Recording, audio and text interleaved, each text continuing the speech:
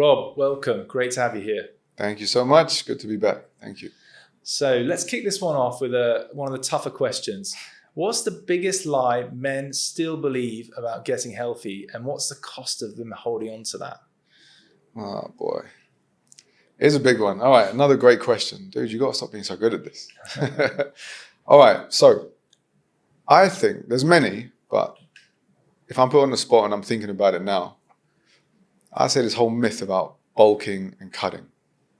This way of training is so bad for your body, so bad for your system, so bad for your look and your overall long-term health that it's got to stop. Because it's now not only with like bodybuilders and middle-aged men, it's crept into children.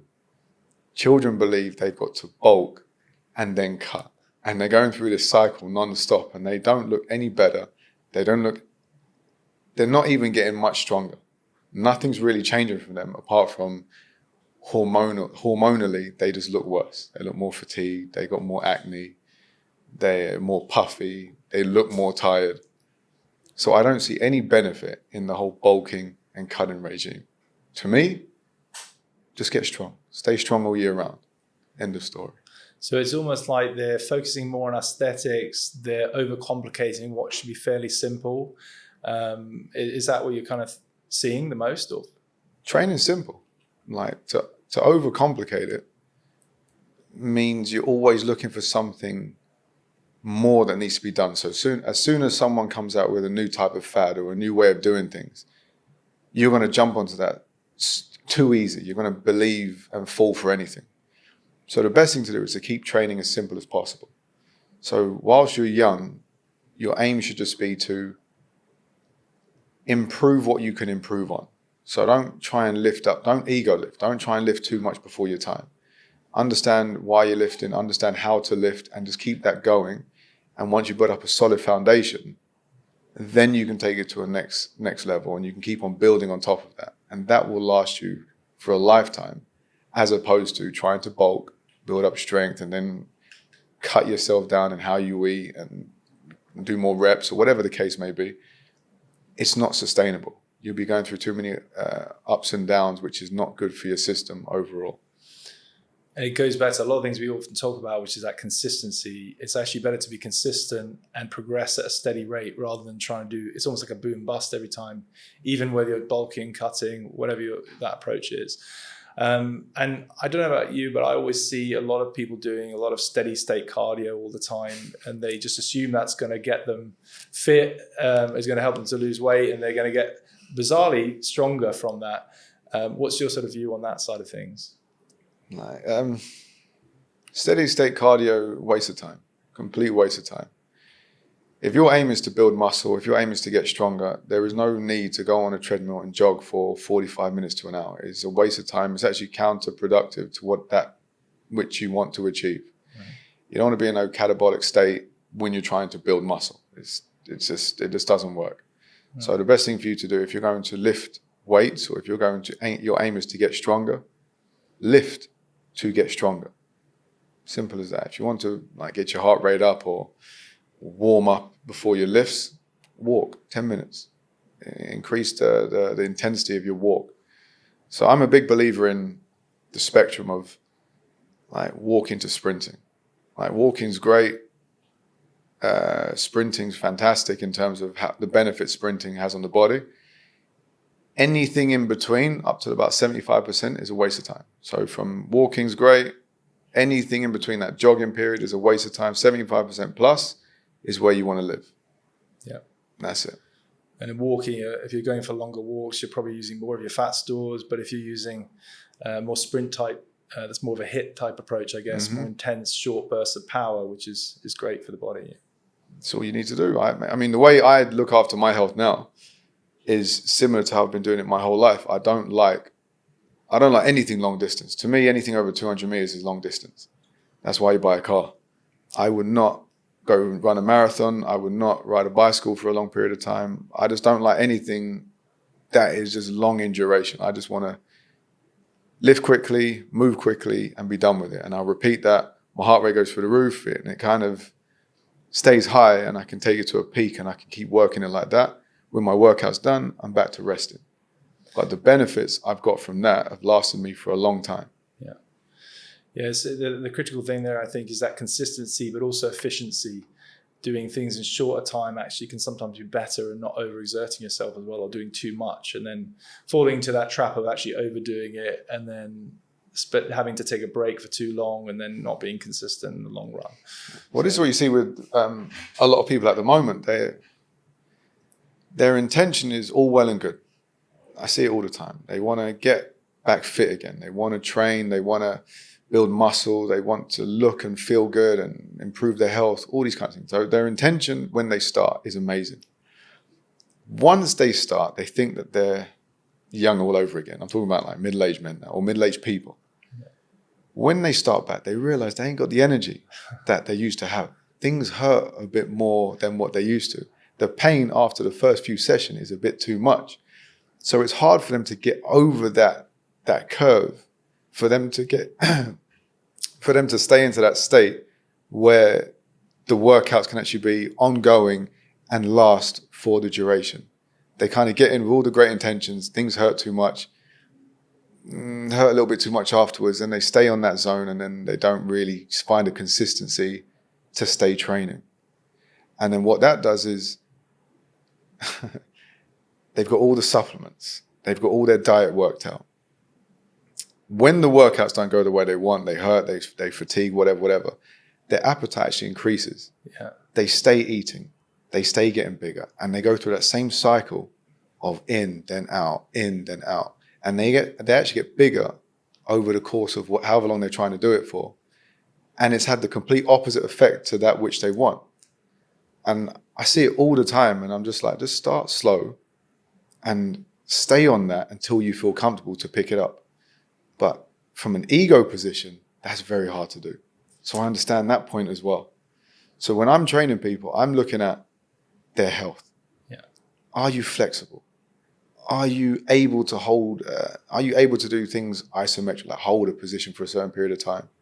If they can't do that, if their heart rate's going through the roof doing these basic things, or if they walk for 10 minutes and they can't even hold like an upright stance and walk using their glutes as opposed to quad walking, we're not progressing onto anything until you have that base level fitness, so that I know you can sustain yourself when we start actually going through the motions of working hard. Yeah. So it's, again, back to consistency. Do we want to keep them consistent, or do you want to get them at this peak and then have them fall off again? We don't see them again for like another 2-3 weeks and go through that cycle. Exactly. Yeah, that makes a lot of sense. And I think people need to leave the ego at the door and actually just focus on, how do I progress at a steady pace that is right for me as a person? And I think also you starting to touch on there is this avoidance of injury, which is particularly relevant as you're aging, because you're more susceptible to injuries, especially when you come out of not having trained and then train and then, maybe take a break from it and then train again. All of that stuff increases that risk of having an injury that then puts you out and stops you from being consistent, stops you from training on a regular basis or exercising on a regular basis. So you've always talked to me about a zero injury approach. Like, why is that so important? I think we sort of said already why it's important, but why is it, I guess, critical for most people, particularly in the sort of 30, 35 plus age group, to think about it? Great question. All right. I think the most obvious one is that injuries hurt.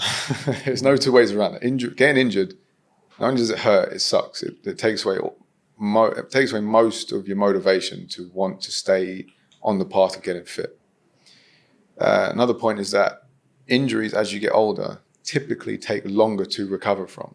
You get injured when you're young, you bounce back in a few weeks, depending on the severity of the injury. But as you get older, small injuries seem like they just last forever, and you never seem to really get over it. Your body type tends to compensate for the injury, and then that's when you pick up like muscle imbalances, and other injuries tend to come from that first injury because you've never addressed it properly. So I think, just like anything, instead of just treating the area that is injured, look at the system as a whole. What caused that injury in the first place? And how do we structure the training to let the body heal itself while the system is getting stronger. Makes sense. So to me, I know what it feels like to be injured. I've been injured most of my life.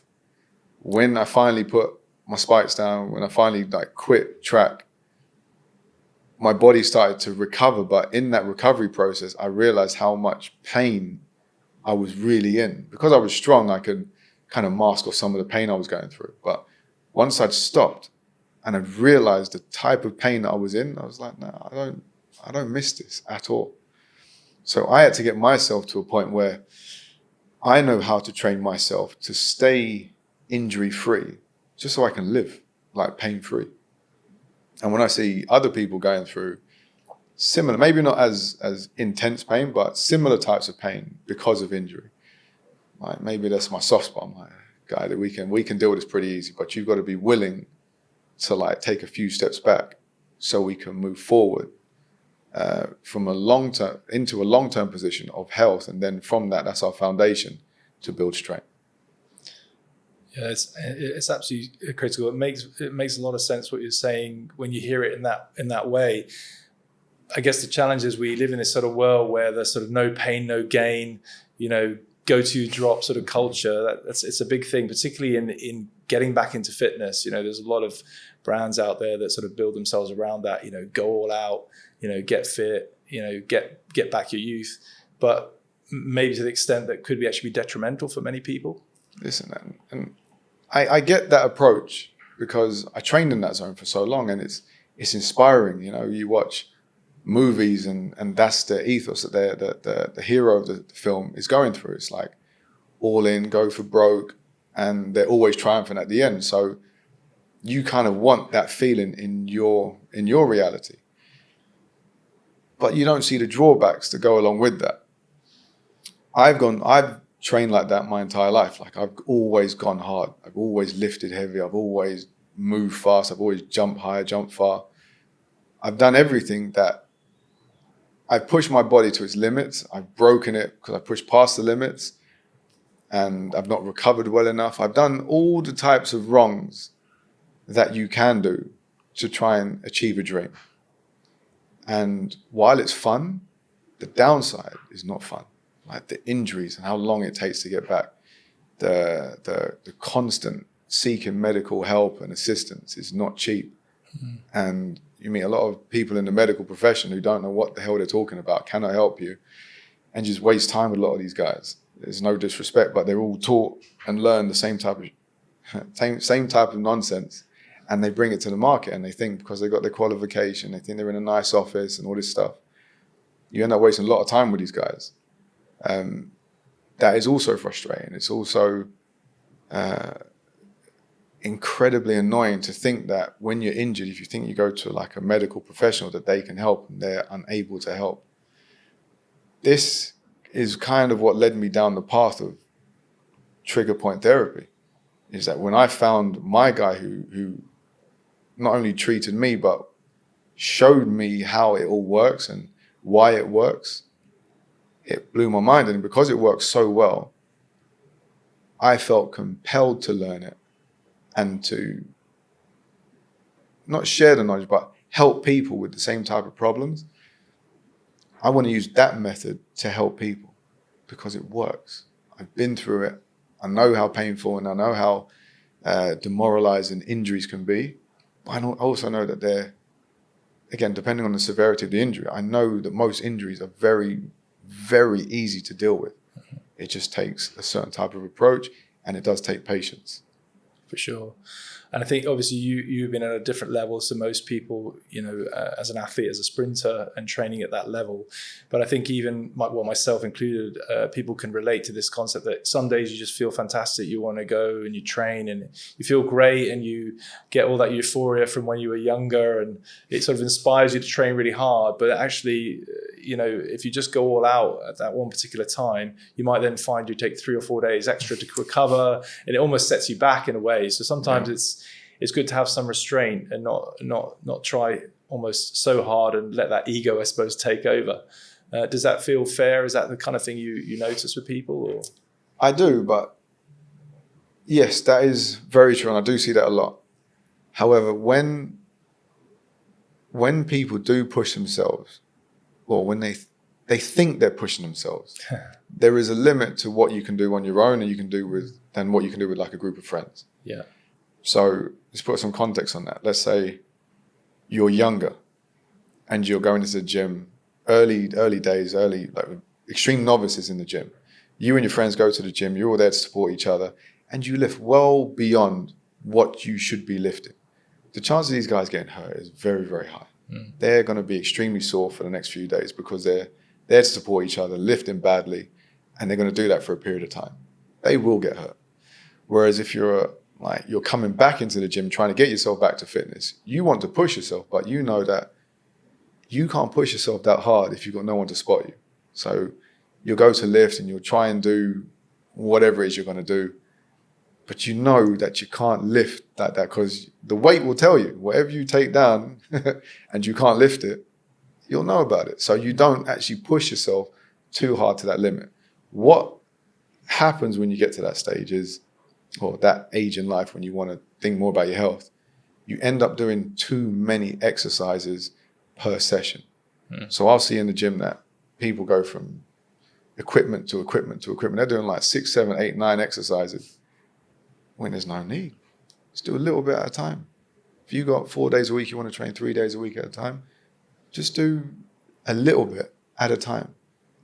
Over the course of 6 months, a year, that's going to compound and that's how you're going to see the results. But if you try and do too much all at once, gym ain't seeing you again for another week. Then you go back, you do another day, gym ain't seeing you again for another week. And then that doesn't actually compound into anything. That's just a waste of time. You might feel good in the moment, feel good the next day because you're sore, you think you've done something. But it's not a sustainable way of training.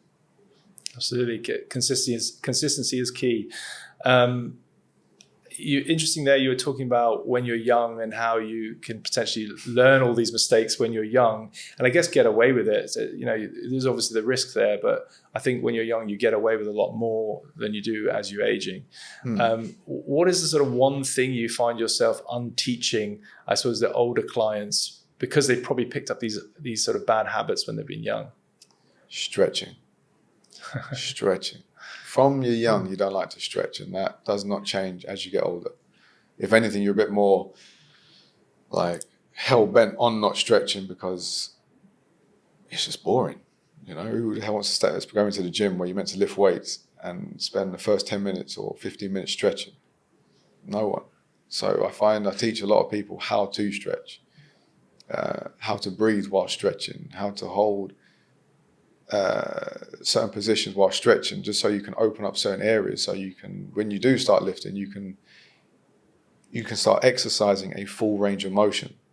So a lot of people want to go straight into full range of motion without having any type of flexibility, and then that in turn comes with another set of problems. You don't want to damage yourself, and the way you're gonna have a better chance of not damaging yourself is by being flexible. Just by being open in a full range of motion. Yeah, it makes a lot of sense. And I've heard you say before, if you don't move well, you don't train well, and you don't live well in a way. So it's all very much linked. What's the sort of thing you would say to someone who is trying to get back their mobility, trying to get their fitness? What are a couple of key things they could potentially do to, I guess, ease into the journey and find a way to get back on track as quickly as possible? Another good question. It depends person to person. So typically what I find is, as people are getting older, they're incredibly stiff. They haven't moved in years. If they used to play sport, they haven't played sport since they quit it in their teens or early 20s. They now have an office job where they're sitting down most of the day. They're very sedentary lifestyle. So they're just stiff. So the way that I target that, if they're not injured, is we have to open the body up. The easiest way for these people to do it for themselves is to start walking. When you finish walking, start stretching. And this is a key one, yeah. Do not bounce when you're stretching. You touch your toes, you don't bounce when you're stretching. You breathe. You've got to take deep breaths in, you've got to let it out slowly, and you allow the exhale to dictate how low you can go through the stretch. It's not about just stretching the muscle. You've got to stretch. You've got to stretch your system. It's like nerve stretching is key. Not many people know how to release nerves. Nerve is what causes the muscle to hold on to tension. So if you release the nerve, you'll release the muscle, you'll increase blood flow, and you'll have a far greater stretch through the muscle, and you'll have a far greater propensity to have a greater range of motion. And that's really and truly what it is you want to do. So, for example, I see people all the time bouncing through the hamstring stretches. In the moment, you might feel like you've done some good to yourself. But what's happened is you're shocking yourself, and the hamstring is saying, well, we didn't like that, and it's going to shorten even more. So you might be flexible for that moment, but as you're working out, the range is going to get shorter, and it'll get shorter, and it'll get shorter until it pops. I see this too many times with sports athletes, football players, basketball players. They'll be on the side of the pitch or the court, and they're bouncing, they're stretching, they're doing all this stuff under the guidance of a coach. And they're doing these things, and then a couple months down the line, they're injured. And I would see this coming from a long time, but who's there guiding them properly? So to get someone started, to go back to your question, to get someone started into a healthier journey, a healthier start to their journey, they will always go back to what it is they know. What it is they know, for the most part, has been complete horseshit. All right, I shouldn't have sworn. It's just not been great information. It's been the wrong type of information. And the bad habits they formed when they've been young. Yeah. And then they'll go right back into it. Yeah. So I find myself helping people unlearn those type of bad habits. So if someone were to get back into training, you want them to just start by walking and opening the body up slowly. Feel good. When you go for a walk, you shouldn't be going for a walk holding your back or feeling type of aches and pain. You should go for a walk and feel good about it. Sit down, stretch, feel amazing. When you start feeling that way, it's going to be very easy for you to go into a gym or pick up your sport again and feel good while you're doing it. You don't want to go into it stiff, rushing a warm-up, bouncing your stretches, play your sport, have fun playing your sport, have fun in the gym. Mm-hmm. And then the next few days afterwards, you're like, oh my God, why did I do that? That is the wrong way to get back into it, in my opinion. Yeah. Good thoughts. You sort of touched on there on the stretching and then the breathing, and that was sort of making me think about relaxation and relaxing the body. And I think the world we now live in, a lot of people sit behind desks, a lot of people sit in front of computers. All of that just, I guess, stops blood flow. It's not the most healthy to be sitting all the time, and also the buildup of stress over time. And people forget to breathe, actually. It's a weird thing. Obviously, we breathe to stay alive, but actually really breathing and really relaxing is not necessarily something people are generally doing because they're so stressed and so tense because of the kinds of ways that we live now. It sounds like just by taking those stretches, taking the time to do that breathing, that not only helps you obviously loosen up the body, which has become tense, but also potentially can loosen up the mind as well and help you to relax more generally and relieve some of that stress. Is that fair to say? 100%. That's very accurate. The kind of lifestyle we have now is very fast paced. It's very go, go, go. We're always in an office or going from meeting to meeting and trying to support ourselves, support family. There's always an objective towards moving. So with that type of lifestyle, with that type of thought process, you kind of are forced into just survival mode. To take time out for yourself and, in this case, stretch with intention, you got to breathe. You got to really breathe with the intention to relax. Now, when I do the trigger point therapy, you have to breathe. As soon as you feel the pain, and it's not me inflicting pain, it's me hitting certain areas that are congested. When I hit those areas and you tense up, the tense up is to hold your breath and, oh my God, this hurts so much. But to overcome that, you've got to take that breath in, exhale, and let yourself relax into the pain. As soon as you relax, you realize the pain's not that much. Yeah. I mean, yes, it is that much, but it does after a few deep breaths. So you can attest to that. Yeah, it's definitely painful. So when you relax into the stretch, when you relax into the pain, you then discover that a lot of the tension is what we've held on to. And a big part of that is emotion. Emotional trauma is stored in the body in a big way. That can restrict blood flow, which in turn lets us be loose and flexible and everything else. You've got to address what traumas you have that your body's holding on to. And a good way to do that, to relax the mind, is to breathe. Typically we know our issues. We know we know what stresses us out. If you can breathe, it sounds so crazy now. I sound like one of those. But if you can breathe into those problems, if you can just relax into those problems, you already have the answer. Yeah. Someone like me, when I do trigger point therapy, I'm not healing you. I'm just facilitating your body's ability to heal itself. Yeah, it makes sense. And that's it. It's that simple. I think most problems that we go through when it comes to getting back into fitness, how we should be sleeping, how we should be eating, just how we should be managing stress, all these things that come together to make fitness, to make a fitter human being, we already have the answer. But because we're so caught up into whatever hustle and bustle, whatever issues and stresses of life, we kind of put that answer to the back of our mind, and then we become susceptible to the fads, the bulking and cutting, the different type of diets that go around, how much sleep we should get. Some say it should be 4 if you're really trying to achieve greatness, you should be sleeping 4 hours. If you're really trying to fix your body, it should be 12 hours. We're always caught up into some fad. And we know what the answer is, especially when we come to a certain point in your life. You live long enough to know that you operate better on 8 hours of sleep, for example. Yep. You know that you felt your best when you don't eat ultra-processed food and too much sugar. You know you function well on that. You know you function better or get along better with people if you're just a happier person. We know the answers to heal ourselves.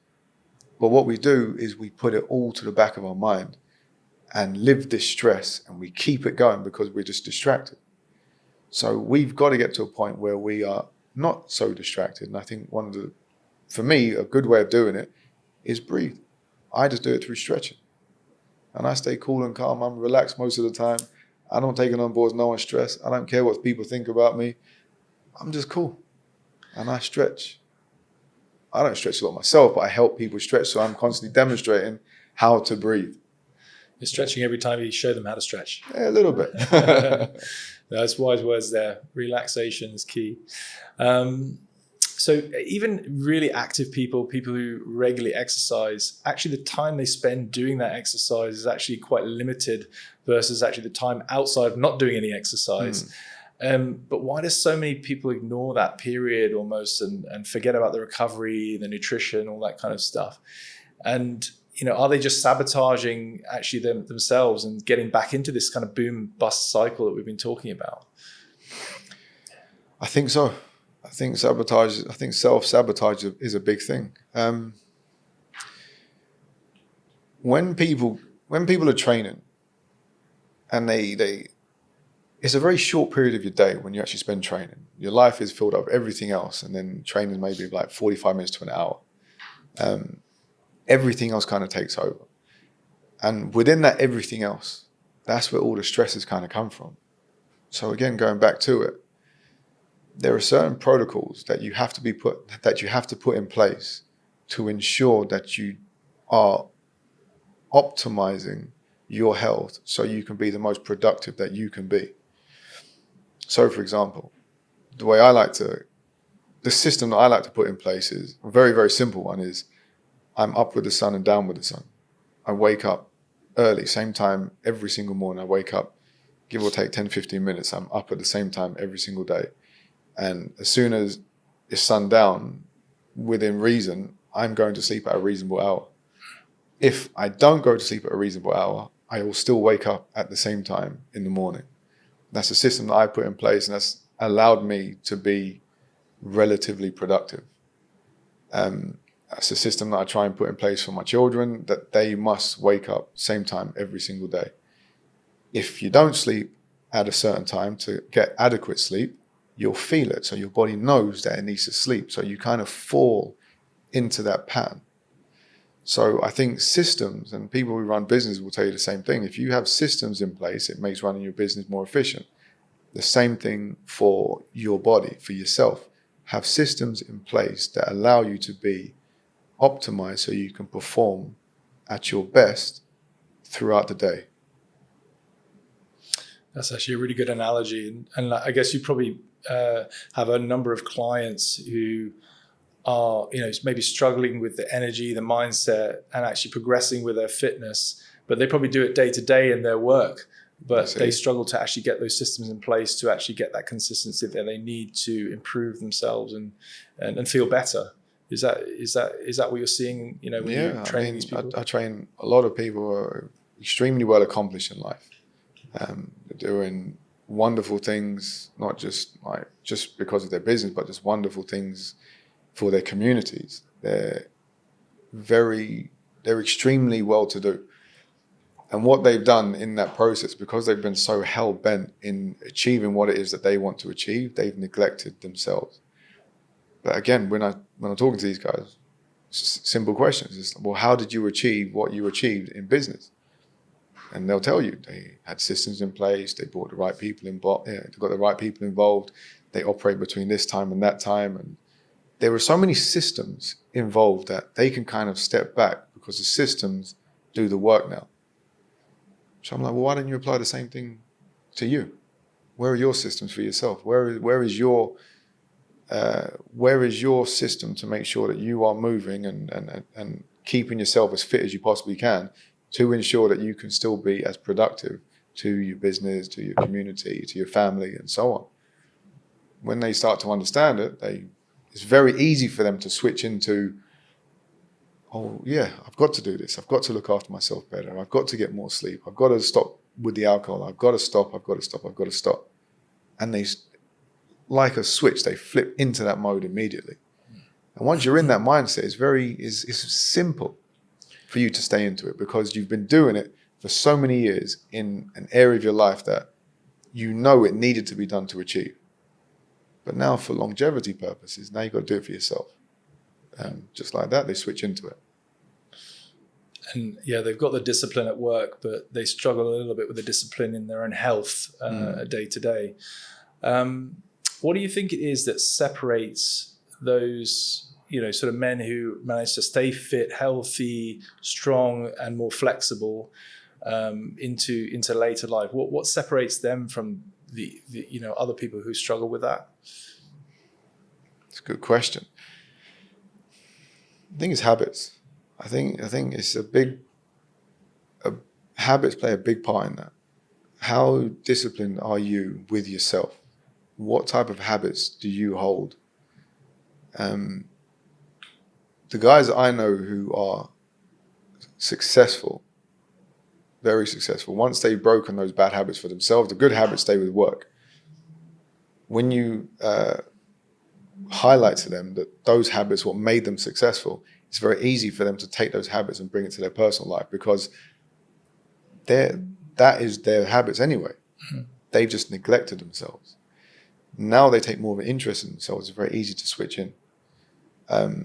Some people who are just, let's say they're not, I don't want to say not as successful in that sense. Let's say they're not as financially successful.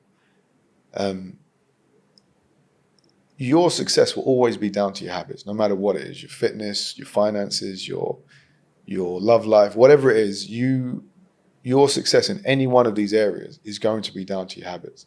How disciplined you are to achieving what it is that you want to achieve. Let's say your aim is to, let's say, I don't know, you're a sports person, you're a young sports person, you want to dunk, you're playing basketball, you want to dunk. How disciplined are you to make sure that you are as athletic as you can be and you have the adequate leg strength, balance, and spring through your system to make sure that you are in a position that you can dunk. How disciplined are you to going through that process? Because it doesn't just happen overnight. It's work it takes. How disciplined are you to run sub 12, sub 11 seconds in 100 meters? It takes a lot of work to get that done. You don't just train for it. You've got to have recovery days. You've got to make sure you're stretching well. You've got to make sure your nutrition's on point. You've got to make sure you're sleeping well. How disciplined are you to making sure that you are on top of all these areas? How disciplined are you to be, you want to make $1 million? How disciplined are you to making sure that you are on top of your personal finances? If you're not disciplined at all, you can't achieve anything. And I think, especially for young men into men, it's one of the key characteristics that make you a man is how disciplined you are. If you don't exercise discipline, I don't know about other people, but if you're not disciplined, I don't look at you as a man.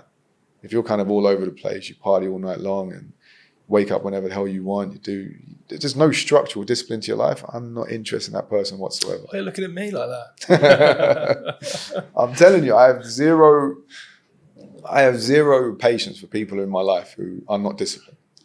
I don't want to be around it. I don't want to associate with it. I like disciplined people because I can learn from them because they're on a journey themselves and I can learn something from them. And I say this to all the kids, if you're not disciplined from now, it's going to be very, very difficult for you to achieve discipline later on in life. Yeah. And in terms of, I guess in life, nothing's perfect. Even people who've got it seem to have it locked down, then it's not going to be perfect every single day they go and do things. Of the ones that you see, and you probably, not only clients, but the ones you observe, day to day when you're in gyms or on the sports field, are those successful people maxing out all the time, or have they got a lot more balance in the way they approach these things? Definitely balance, 100% balance.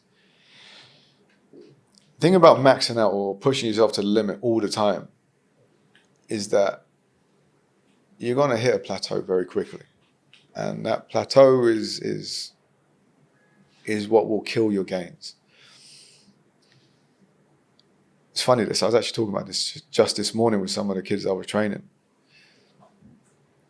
You want to build a foundation, a solid foundation. And the more solid your foundation, the less hard you have to work. You're still working hard, but it's in shorter periods. But that foundation needs to be there as a solid. So when people are starting training, when people are getting back into training, when they're good at what they do, they already have done the background work. So when you see them working, yes, they work hard, but the duration is much, much less because they've got a solid foundation. They know their limit. Some sessions require them to push through it. Most sessions require them to stay within their limit because they're not training to maximize themselves all the time. They're training a skill. They're training to maintain a fitness rather than to push it all the time. When you push it that hard all the time, two things are going to happen. You're either going to get sick, you're going to get injured. So which one do you want? Do you want to stay fit? Do you want to keep on progressing steadily over time? Or do you want to push as far as you can, as quick as you can? And then your body's going to tell you, hey, I don't like this. So it's going to slow you down by either getting sick or by injuring yourself. Yeah. And, how does that approach? So thinking about a man's approach to health, fitness, and wellness, how does that affect how they show up to the rest of life, whether that's at home, at work, in life generally, how they approach life in general? If they're fit or if they're just... Let's say they've got a good approach to fitness and health, and they're in, good condition for their age, and they've got those, I guess, some of those disciplines and principles and systems that are working for them and keeping them active and healthy. How does that change the way they approach the rest of their life, the other aspects of their life? You talked earlier as well about, men and how, it's kind of a rounded thing. It's not just about being fit, healthy, and strong. It's about also, being there for family, doing, good work, or, having motivation to do something with your life and give back or whatever that might be. So I think you touched on it. I think when when you're just generally a fitter person, you have a good grasp of how healthy you are, you're in a zone where you're healthier than the average, you are a better human being, you're a better man, not only within your household. If you have a family, you're going to be better for your woman. Do I need to go into that? Go for it. You're just better for your woman. You'll 100% be a better lover. You'll be more affectionate. You'll be more loving towards your woman, which will then in turn bring out the best in her, which will then bring out the best in you. And that's a positive cycle between a man-woman dynamic. We can go into that more later. You'll be an excellent example to your children. Excellent. Children don't just learn by what you tell them. If anything, they don't even listen to you half the time. But they see you all the time. They see your behaviors. Does dad read? Does he look after his body? Is he the one who fixes everything around the house? Is he the rock that when shit goes wrong, he's there and he holds firm? Is he that person? If you're like not in optimal health, like you're not likely to be any of those things that your children are going to see. So if you are fitter and you're in better shape for your age or whatever, you are that example that your children need. For the wider community, other children need to see you that way. Your children's friends need to see you that way. Are you someone that other men respect? Again, going back to discipline. If you are doing all these things, you do exhibit discipline. Other men see that and other men respect that. And you form like friendship groups and communities that look out for those in the community, the women and the children of that community. So I think being fitter, having more control over your fitness is way bigger than just the numbers you lift and what it is you look like, because that means nothing. That can fade over time. But the discipline, the practice that brings along with it, you're a better servant to those around you. And that's what's important. Yeah.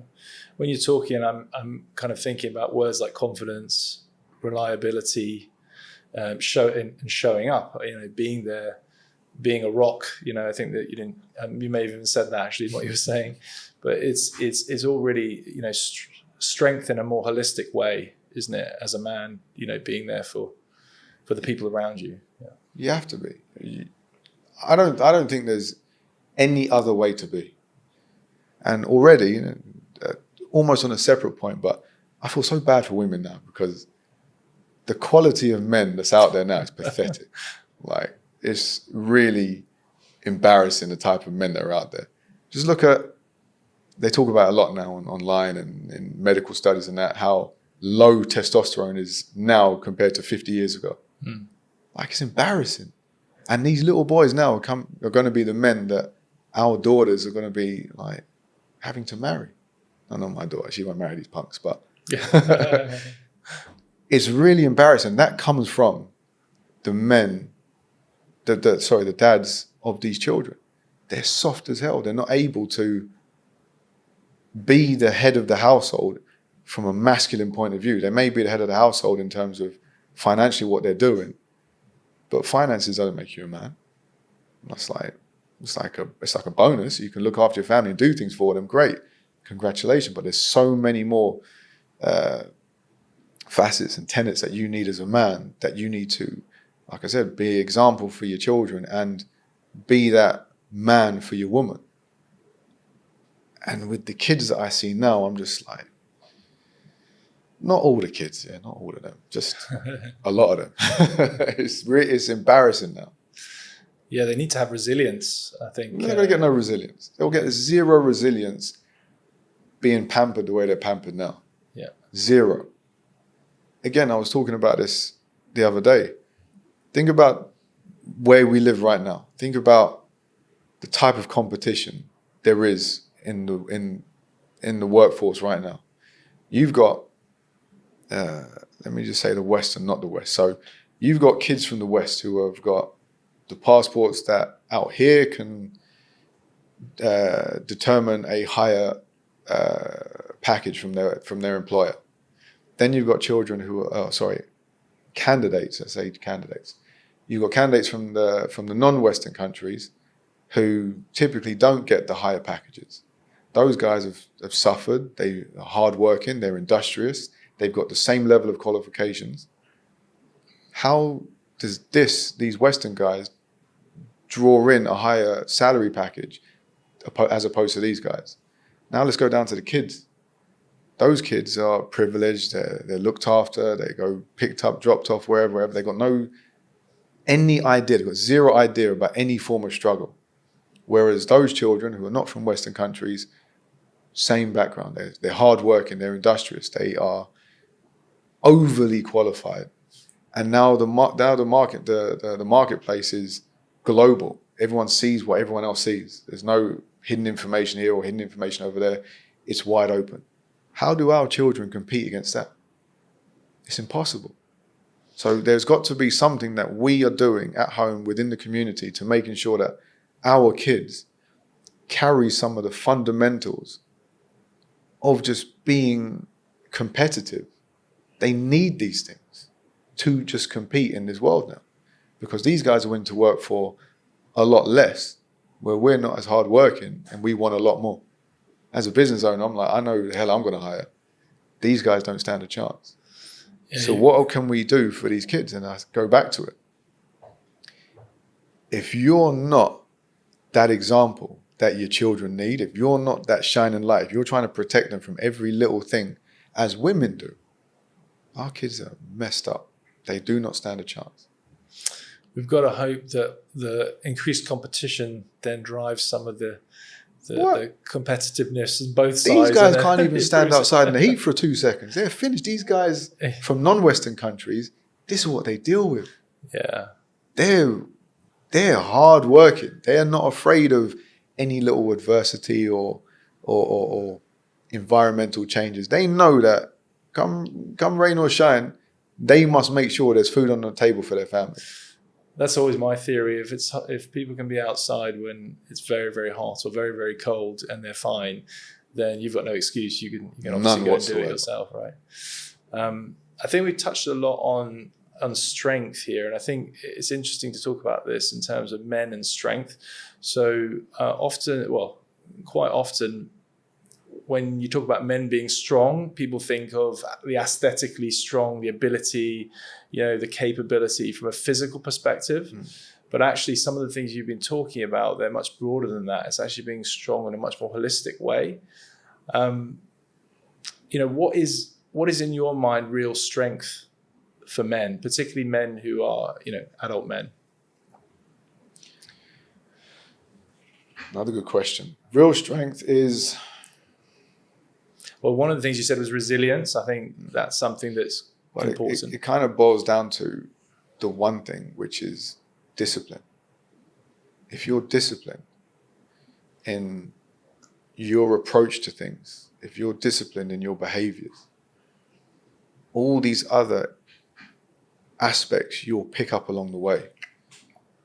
If I know I've got to achieve X, leading up to X, I'm going to go through challenges. Going through those challenges mean I do pick up the resilience. I do understand how to deal with setbacks and suffering and blah, blah, blah. I do become more resilient. But I've got to be disciplined to get to my destination. If the first sign of trouble hits me and I'm like, oh, well, this is too much hard work, I'm not interested. Where do I learn resilience? Absolutely. As a younger man, coming up, your first set of knockbacks comes from what? Trying to talk to women. Yeah, wow, you start noticing women you want to talk to them. Most of them are going to say no all the time. But after a while, you just realize the worst they said is no. Come on, talk to me more. And then you build up a confidence in yourself, and then those no's start to turn to yeses. So you become more resilient, you build up a confidence, and slowly those no's, the yeses outweigh the no's. And that's a form of confidence. You want to pick that up. And that's not just for talking to women, that's like on the sporting field as well. When you're just learning a skill, the skill of football or the skill of basketball, the skill of rugby, whatever it is, when you just start out, you're terrible. But as you get more skillful and you understand the game a bit more and you understand your teammates a bit better, you then become more confident. Then those losses start to turn to wins, and again, you've had to go through a process in order to achieve those things. But to achieve that thing, to get through to your destination, you need to be disciplined. So I think it's discipline. Discipline is the key. Yeah. And what about, I guess, the negative concepts around strength in terms of, asking for help, that and talking, actually. That's something that, men, or if they seem to be strong men, they won't ask for help. They don't need to ask for help. They don't need to talk. There's a little bit of a stigma around that. So, what's your view on that side of things? Listen, if you need help, you need help. Yeah. Ask for it. But I do get that mindset. I was very much of that mindset when I was younger. I didn't want to ask for help. I thought I could do it all by myself, and once I've done it for myself, then maybe I can talk to people. But no man is an island, as they say. You've got to be strong enough to put yourself in a position of vulnerability to ask for help. And sometimes help doesn't mean you need like a handout. Sometimes it just means that you just need to unload. You need to discuss something. And in that discussion, you, like I said before, you probably already have the answers. But in order to get to the answer that you already have, you need to discuss that which is on your mind. And then that then starts to come out, and then you can actually take yourself forward with a renewed confidence, or just more vigor, because you've had that ability to deload and feel more confident in yourself to deliver what it is you need to deliver. But I don't think men should hold on to things and try and be their island and not share that which they need to share. I think having male friends and having a male circle around you is extremely important. I think that's where team sports, or sport in general, that's where you really need that. As a young man coming up, and you'll forge your strongest friendships, for me, on the sports field with your training partners. Those guys that I used to train with are some of my closest friends to this day.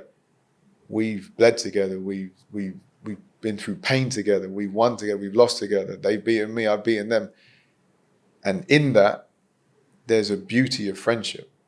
And I don't think a lot of men experience that. And they've got to find a way of forging male friendship groups to allow themselves to speak and be heard, so they don't take on board all this stress, so they don't take on board what it is they feel like the world's on their shoulders.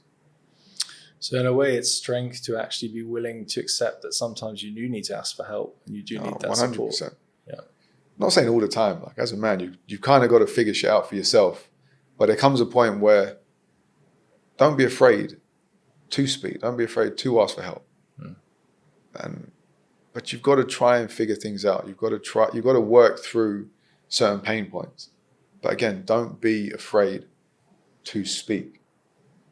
And also, you can ask for help, but as long as you're also making effort to improve the situation, that asking for help is part of that, being proactive and, working towards being a stronger person, I guess, and being more resilient and being more confident, and all these things we talked about. It's all one and the same.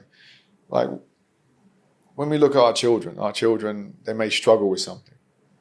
Our first instinct is to help them do that which they're struggling at. But if we do that, we take away a valuable lesson from them. We've got to let them struggle. We've got to let them suffer through that problem and have them just figure out the problem, or spend enough time trying to figure out that they ask us for help. And we don't fix it straight away, if we can even fix the problem, but we try and guide them to them fixing their own problem. As men, that's how we should be. Mamas, they want to jump in and, oh my God, baby, let's fix this. But that's not the best way to deal with it. I saw an incident the other day. 2 kids were on the bike and they weren't looking or paying attention. They crashed into each other, heavy crash. One on an electric scooter, one on an electric bike. Electric stuff. What paddles? I know. No more pedals anymore. But they were going out, they were all looking different directions. They clattered into each other. Bang! Made everyone turn around and see what happened. 2 kids were on the ground. Mums ran over to their boys. Oh my God, dusting off their own knees. And me and one of the dads stood there, was like, What? Let them get up. Let's see if they're not broken. Like, get up, dust off your own knee and scoot back onto where you're going to. Yeah. But mum's jumped over, dusting off the kid's knee, shaking the little boy's hair. I was like, no. It's not good. Yeah. This is not. But that's the way mothers do it. Yeah. They care like that, which is a good thing. That's their instinct. Yeah. The masculine presence is there. All right, no one's broken, no one's dead. All right, get up and let's see what's going on. Yeah. I think I can relate to that. You know, being a kid, I used to skateboard a lot. I used to do all kinds of stuff. I mean, I constantly getting scraped knees and falling on things. Yeah, I know that too well. Yeah. But, you know, you just got up and got on with it, right? You have to. Your mum wasn't around. Your dad, well, my mum and dad weren't around at those particular points when we were on a skateboard ramp or whatever. That's it. So there was no one there to dust you off anyway, other than your mates kind of laughing at you, being on the floor. You have to get up. You have to get up and you have to dust yourself off and you have to go again. That's one of the biggest lessons you're going to learn as a kid is not everyone's going to be there every time to help you. You've got to get up, keep going. Yeah. And, you know, you talked about it already. You coach these young people and you try to help them with these foundations to give them that kind of discipline, the lessons that will help them in life. What are the lessons and disciplines that you still think some older middle-aged men need to learn that you are teaching these children? Another very, is that a really long question. List, is it? Yeah.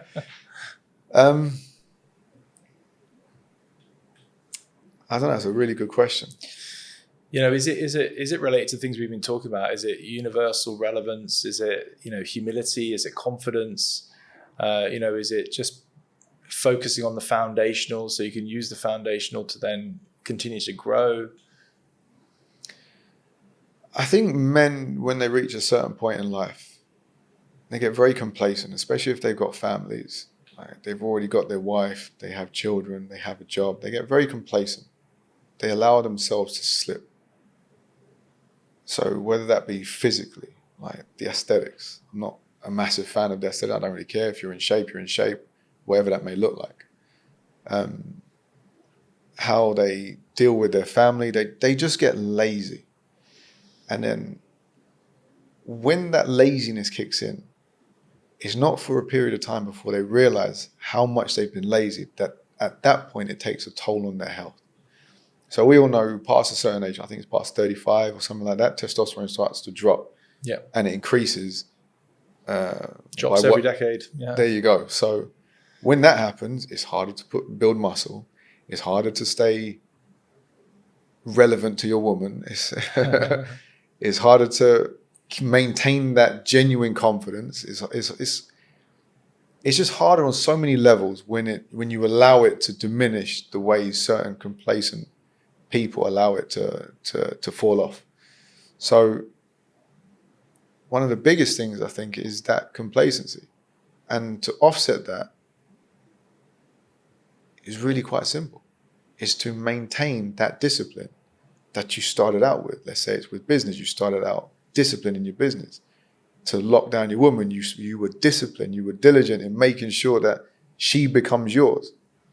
So if you maintain that discipline, at the point I was talking about, when men start to get a bit complacent because they've got all these things, if you maintain your discipline through that period, you're not going to see the atrophy effects of lowered testosterone, lowered manhood. You will stay relevant to those who are important in your life.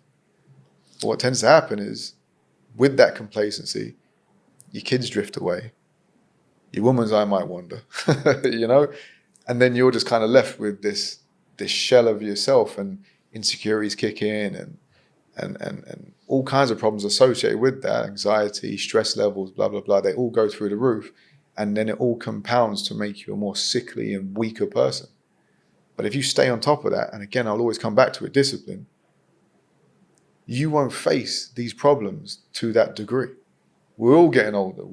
Things are never going to be what they were in our early 20s, mid 20s, late 20s. It's never going to be that. But it doesn't have to fall off as dramatic as what the world says it does. Yeah. I'm still way stronger than most 20-year-olds. Like way stronger. I don't even train that hard anymore. I told you, build foundation, do a little bit all the time, and still quite strong. Thank God.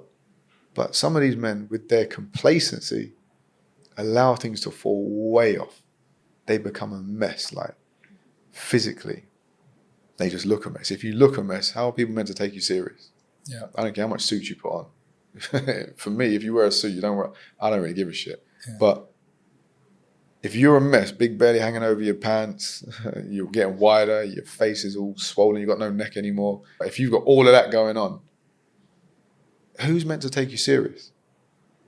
I don't care how specialist you are. If you're that type of person and you're a doctor, bro, you're not my doctor. If you're that type of mess and you're a finance man, you can't be my finance man. I cannot take you serious. So if I'm like that and I'm a stranger, what do your kids think?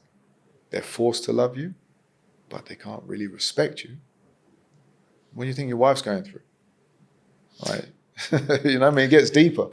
And we're living in this world where it's getting a lot easier to fall off the wagon.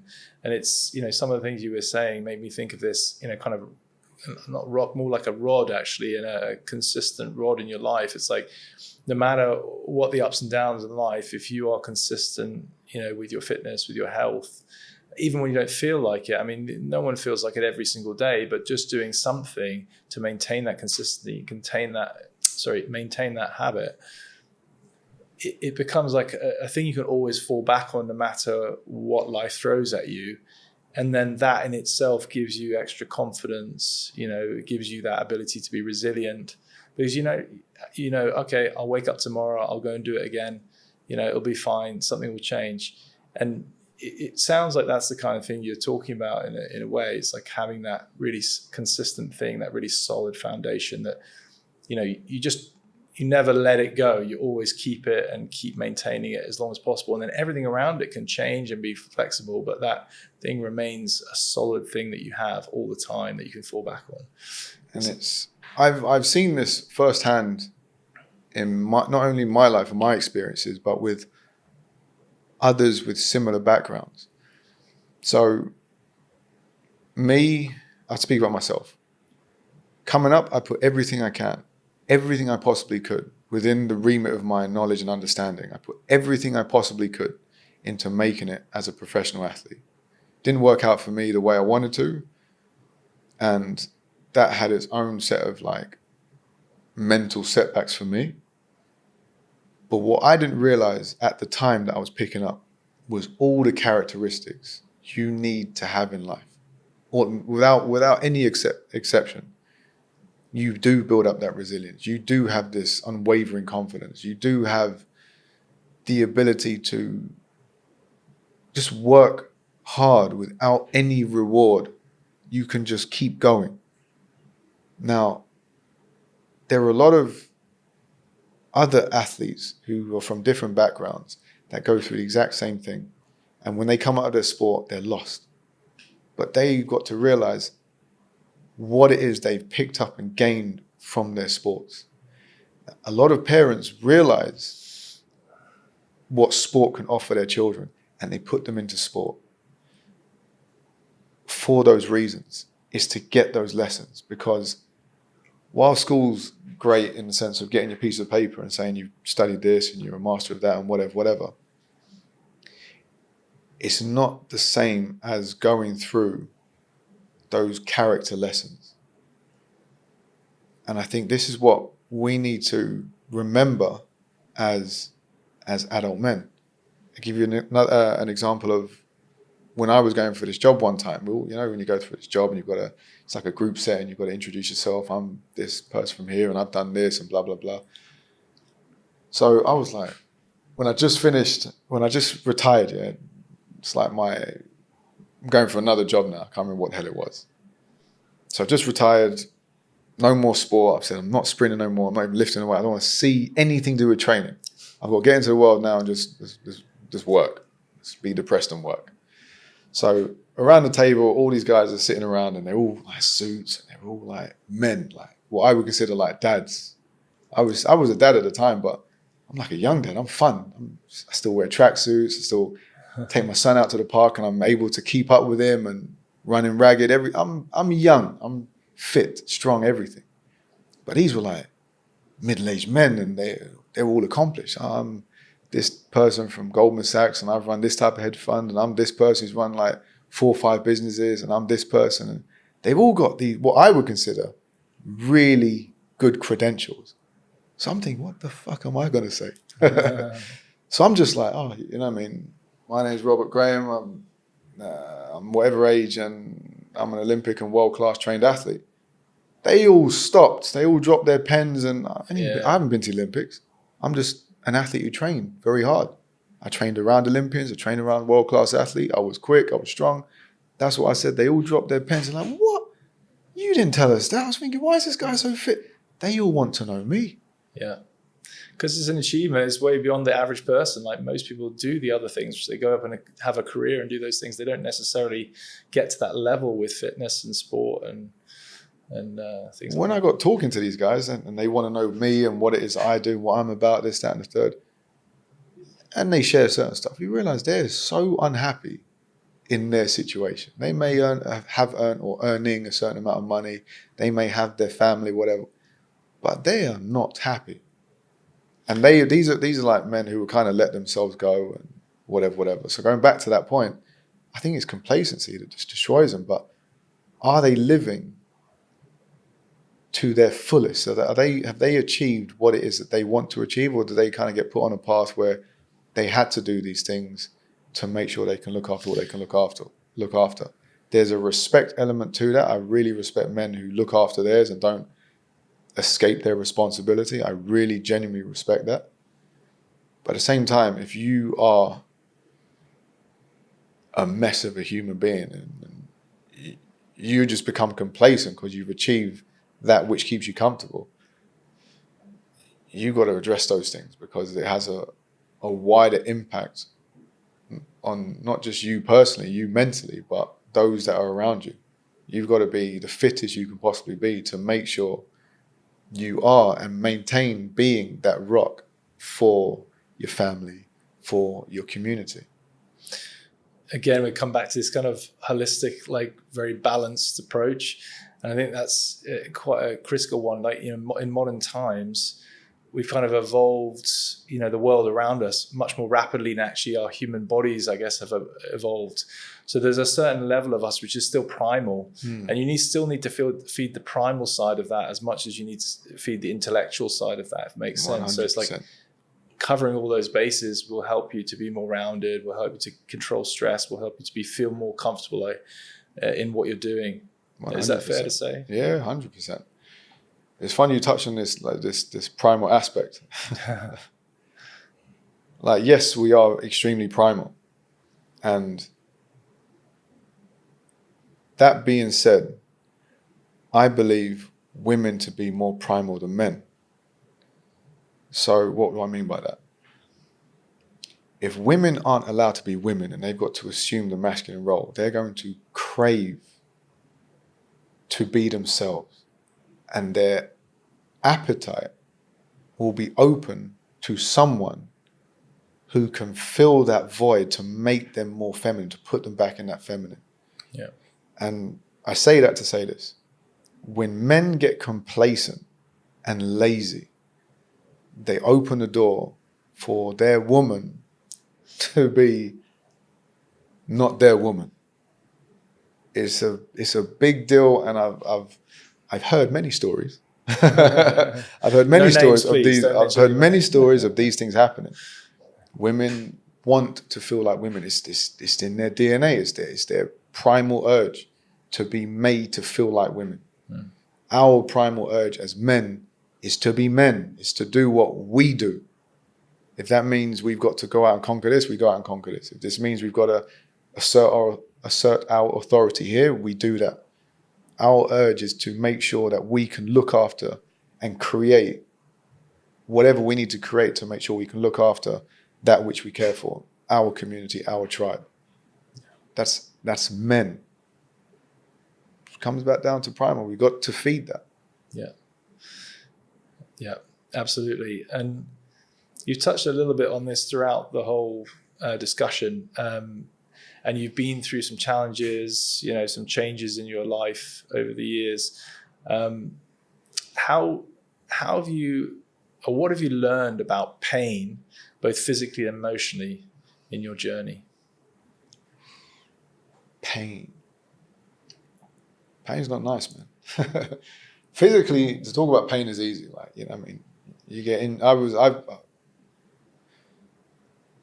I've been injured, I'd say for 90% of the time that I was playing sport.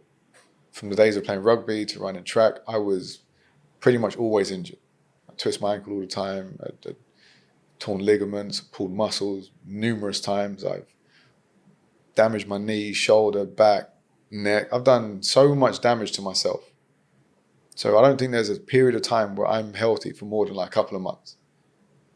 It's not until I retired and my body started to find its own equilibrium that pain kind of eased off, but I still had tremendous back pain. So I stayed away from sport for between 30 and 40. I didn't do anything whatsoever, not even walk into a gym for more than a week at a time. I stayed away from everything because the pain was too much. But the physical pain is nothing compared to what it does to you mentally. Nothing. You can imagine. My first bout of depression, I didn't even know it was depression at the time. I just didn't feel myself. I had no idea it was depression. You just crack on. But when I got injured, and I didn't even know it was an injury, I just couldn't move my foot properly. And because I couldn't move my foot, I got, what's that thing called? Plantar fasciitis. So when I got that, I couldn't sprint, I couldn't jump, I couldn't lift, I couldn't do anything that I love to do. So therefore, I can't compete. So all of what I was training for was just stripped away from me. I was like, but I'm still young. Why have I got this problem? Went to so many different physios, so many. No, they could treat you to a point, but they couldn't get rid of the issue. I can't even tell you the number of physios I saw. I spent so much money on seeing physios, and none of them could deal with the problem. This is how I met my Japanese guy. And when I tell you, this man took away 70%, 80% of the pain in one session. Wow. I said, no, this is the man. This man, I got to learn this. But then that coupled with I probably said I met 2 good physios in my time training. But this one particular physio, yeah, he was awesome. He taught me about realignment and balancing the body. And he's the one who showed me how my body was that made me get this plantar fasciitis situation. So he aligned me, and my Japanese guy released all the tension, like all of it. And I said, yo, this combination is magic. Because I didn't even know my body could feel like this. So when I met those two, I kind of brought it together. And that set me on the journey to wanting to understand how health works, how the body can actually function. So you don't need to work as hard to achieve optimal results. You need to work efficiently. And then when you're working efficiently, that's when you put a bit more gas in that efficiency. And that's how you achieve these results. Yeah. The same practice I give to people I train now. Simple. If we stay healthy, we stay balanced, then when the time's right, we can put a bit more heat into what we're doing, a bit more heat in training. And then we come out on the other side that much better. And we build on that. We periodize it. And you become more. And then you become more. Then you've got a great foundation. Now you're ready to take it to a new level. So when I'm training people, all this is going through my head. I'm watching their imbalances. I'm seeing where they've got weaknesses. All right, let's attack that weakness. No more weakness. We've got the strength. That's easy. All those weaknesses need to disappear till they are an athlete, whether kid or adult, doesn't matter. I train you to be an athlete. You don't want to go like sprint as an adult, but you'll be able to because I'm tackling all these issues that you have, all these weaknesses you have, so we can achieve a result. Everything you're saying, it goes back to some of the things we were talking about earlier, which is this kind of backbone, this foundation. And you talk about your own journey, going from having done something at a high level for a long time and then having to almost completely change what you're doing. And at the time it being quite an emotional, challenging journey. But the reality is you were resilient enough to come out of that and find a new path forward and find a way to actually help other people as well. So it's like, it just shows you that, sometimes life will give you a down, it will give you an up, it'll move around a lot, But if you maintain some consistency, you keep going, you push through it, you be resilient, be the strength that we've talked about throughout this session, you've got a good chance of getting through it and fighting it off. And obviously what we talked about earlier as well, don't be afraid to ask for some help. That's it. Don't be too weak and not take your own, don't stop yourself doing your own things, but do ask for help as well. And all of those things together helps you to get through these difficult times, right? Yeah. I mean, just on that point, when I said I went like my first bout of depression because of this injury or whatever, because I'd seen the answer on how to fix it, that brought me right out of the depression. It's like now I've got something to work towards. I couldn't just stay in it because, all right, yes, not being able to do what you love is quite depressing. Not being around the people that like kind of help you through difficult situations, like your training partners and whatever, not being around them and doing what they do is depressing by itself. But I'd seen the answer. I know how to resolve this issue. Now I'm equipped with something. Now I'm not helpless. I'm not in despair anymore because I know that this can resolve.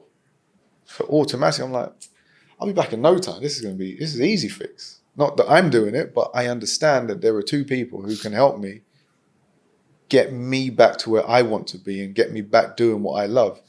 Get me back to the mental state that is going to allow me to compete as I want to. So I think with those, I say that to say this. Mentally, if you're not there and you do fall into weakness or depressions or whatever, you've got to be smart enough and open enough to understand that there always is an answer. And understanding that is what's going to help you out of that. I don't believe in medication and that stuff. I don't take none of it. I'll never go and see a doctor about none of that stuff. But being proactive, I think, is 100%. a critical thing there, right? 100%. Yeah. Pushing yourself forward no matter what. Yeah. So even with my training group at the time, like, that was my therapy. Like those men there, and we as a group, we've spoken about this. Those times there when we were at our happiest. Because if we were facing problems outside with our kids, with relationships, with work, with that, with whatever, we come to the gym, we come to training and we laugh it off, man. Laugh it off. Whatever your problem is funny. Whatever my problem is funny. But we're not laughing without discussing it. It's just how we express ourselves as men. Those years there, I didn't take on board any stress. And that's how I learned that.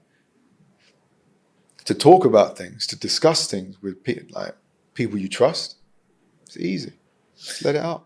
And we all have different lives, different approaches, different backgrounds, but in the end, a lot of these challenges actually are quite universal, aren't they? We all go through challenges, we all go through ups and downs.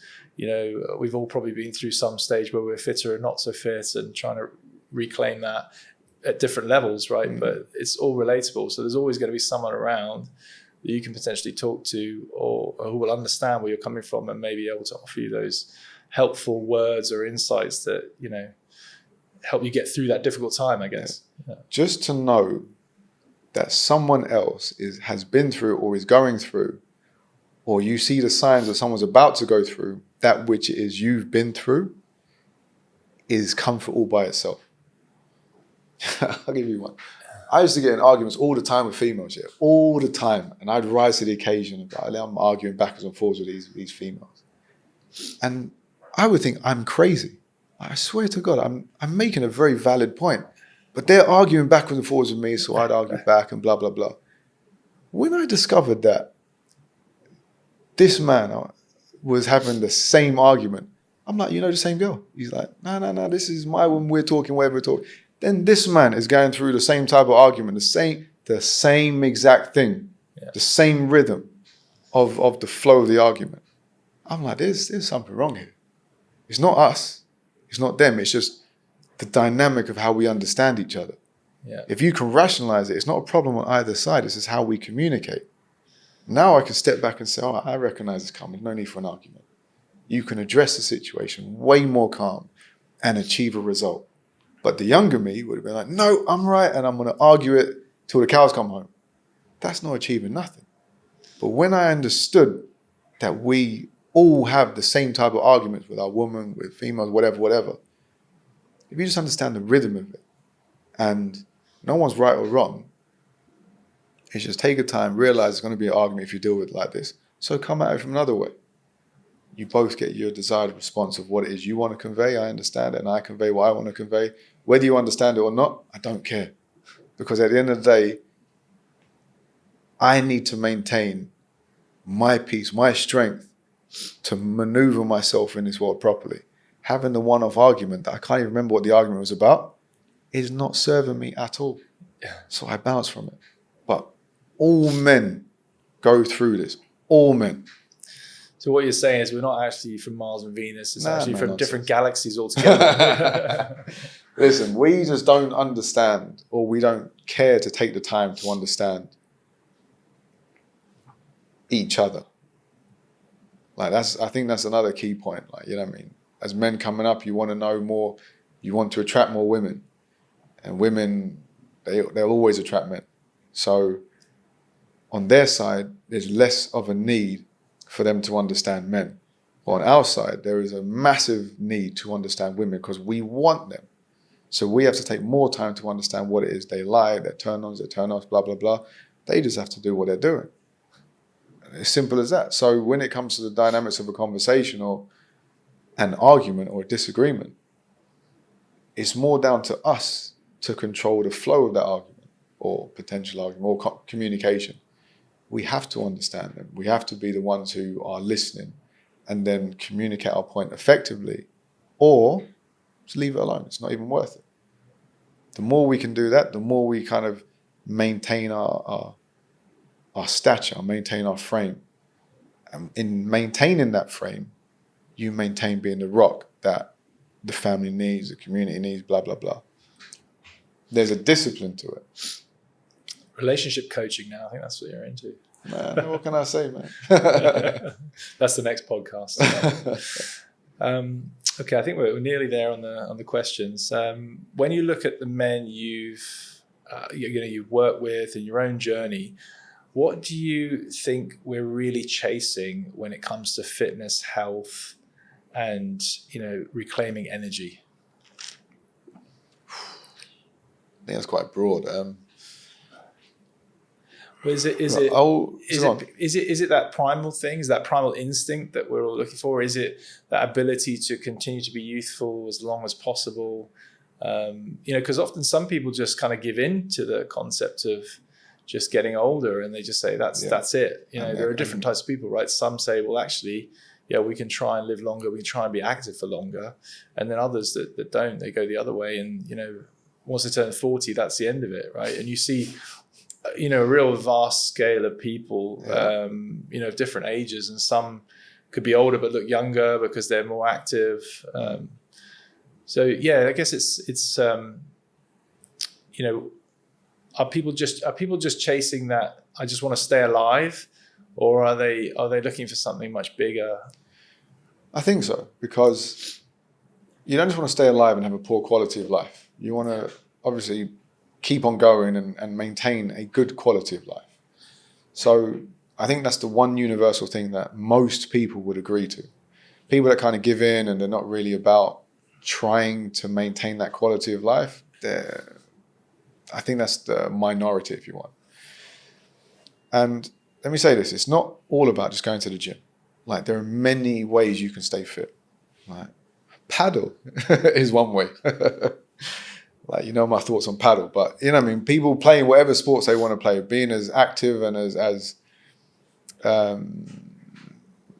moving as much as possible, whichever direction or whichever discipline you want to take that into, that is a form of fitness. Walking, cycling.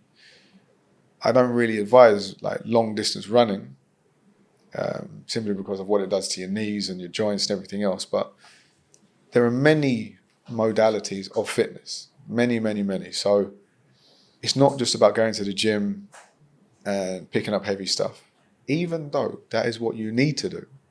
As long as you're moving, maintain your muscle mass. Yeah, even if you're just moving, that's a way to start to maintain yourself. And then touching on the weights and that, picking up heavy things, you must do it, men and women. So as soon as you hit a certain point in life, you should be lifting heavy stuff. More than when you were younger. Not more weight, but there's more of a need to do it as you get older. Yeah. Because now our body's going to start producing less testosterone, the atrophy effects of that we've spoken about just now. So you've got to do that. But to start, just start moving. There's many ways you can do it. Yeah. Just start moving. And as you start moving, you get a bit stronger. Your movement in that, whatever your chosen discipline is, will start to get easier and better, no matter how old you start to get. Yeah, and all the research at the moment is suggesting that, you know, the fitter and, you know, more muscle you maintain as you age can make up to a 5 times difference in your longevity. So it's absolutely critical, absolutely critical. Yeah, right. I mean, I've always felt young, and the way I've always trained is I've always put more of an emphasis on my legs. You know, because you're sprinting, you're hammering down all the time. We do a lot of leg work. So I've always felt, besides being injured all the time, but I've always felt relatively youthful. Even when I'm coming out of it, I've got these aches and pains, but I don't feel like people my own age that have never done sport before. I look at them and I'm like, whoa, you're old, man. But I've never felt that. I don't know. I don't feel like I felt in my 20s, but I don't feel like some of these guys look. Yeah. And now I'm saying that to say, with the whole maintain a certain muscle mass, and if your legs are this much strong or whatever, you extend your life by whatever. My legs have always been strong. The guys I train with, the legs have always been strong, and they look very young.